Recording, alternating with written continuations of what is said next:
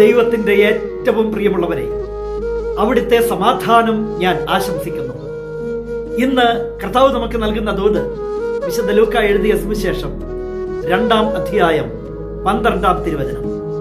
ഇതായിരിക്കും നിങ്ങൾക്ക് അടയാളം: പിള്ളക്കച്ച കൊണ്ട് പൊതിഞ്ഞ് പുൽത്തൊട്ടിയിൽ കിടത്തിയിരിക്കുന്ന ഒരു ശിശുവിനെ നിങ്ങൾ കാണും.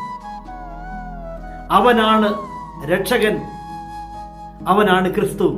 അവൻ ഇന്ന് ജനിച്ചിരിക്കുന്നു.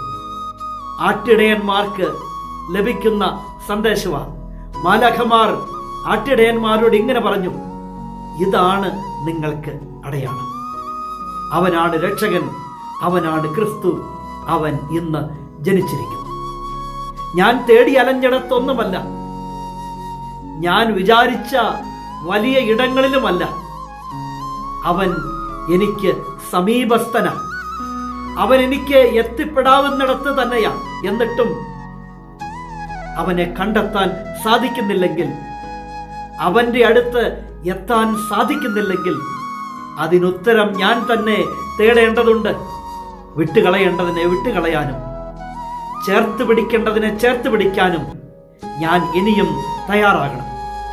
അങ്ങനെ ആകുമ്പോൾ എനിക്ക് അവന്റെ സന്നിധിയിലേക്ക് ഓടിയെത്താൻ സാധിക്കും.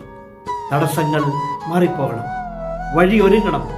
അപ്പോൾ സാധ്യതകൾ നമ്മുടെ മുന്നിൽ തെളിയും.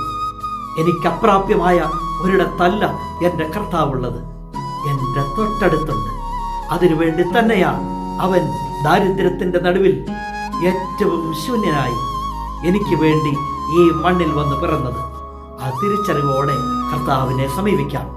എല്ലാവർക്കും ക്രിസ്മസിൻ്റെ ഹൃദയം നിറഞ്ഞ പ്രാർത്ഥനാശംസകൾ. നമ്മുടെ ദൈവം നമ്മെ എല്ലാവരെയും സമൃദ്ധിയായി അനുഗ്രഹിക്കട്ടെ.